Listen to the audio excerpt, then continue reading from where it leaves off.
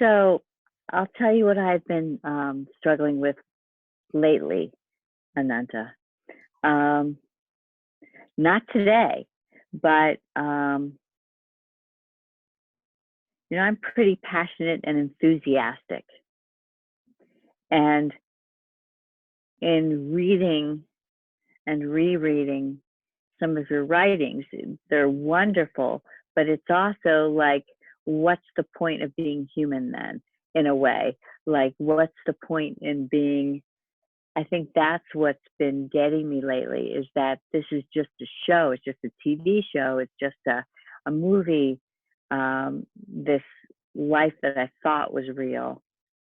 So a little bit of dark night of the soul, I think, that I've been going through lately with that, because it's probably good for me, but it's like, oh, anything I do doesn't really matter because it's not real. So my passion and my enthusiasm and my optimism, has been a little bit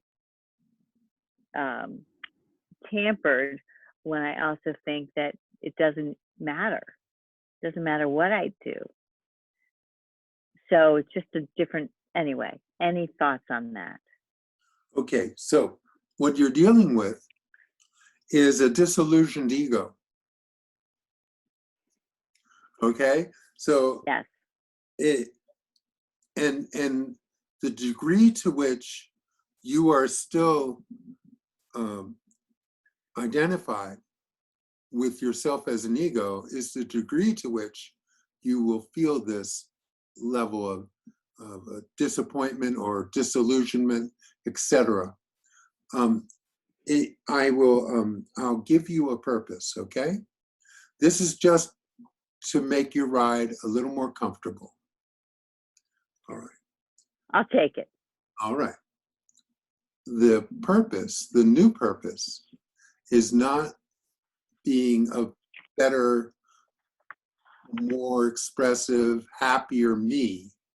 The new purpose is simply to bask in the amazement of knowing that you are, of knowing that you exist. So let's just say that it's absolutely true that the who that you are is everything. Well, everything doesn't get to know that it exists very often because it's everything and there's no point in that. But because there is this appearance of duality, suddenly everything knows it exists. And in that sense, there is an amazing experience of peace and being that is incomprehensible. It's better than your best high you've ever had. It's better than anything you can imagine. It's bigger than anything you could possibly comprehend. Okay? That's your new purpose. Is simply to be in that stillness, that unending, infinite peace and love that is your true nature. You see?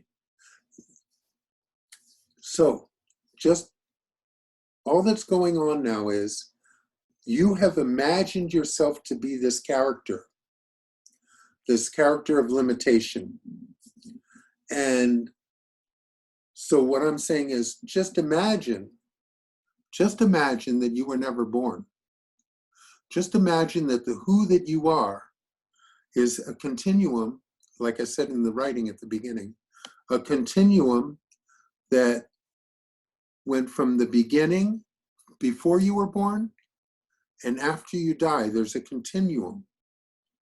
And that's you, that's the self, okay? Imagine that that's actually so, and that the one that you've been imagining to be is just temporary phenomena, has nothing to do with you. nothing to do with you. You just mistakenly identified it with yourself. And now, that mistaken imagination is now disappointed. Oh, well, it's all right. Let it be disappointed. Who cares? It's not you anyway. The who that you are is beyond the beyond. And just the opportunity to have this brief moment of resting in that stillness that is your own heart. That should be purpose enough for you or anyone. Okay? So all that you're just struggling, you're only having difficulty because there's a part of you that is still locked into your imagination that you are this body-mind. And, I'm telling you, that the body-mind would be very disappointed in this this enlightenment because it wouldn't include it. Right. So that's all that's going on. Don't worry about that. That's got nothing to do with you. If you need a purpose, I just gave you one. You can imagine that that's your purpose. Although. Okay. Okay? No, don't say the other. You were close. No, I just need to glom onto that. Yeah. So basically reimagine everything.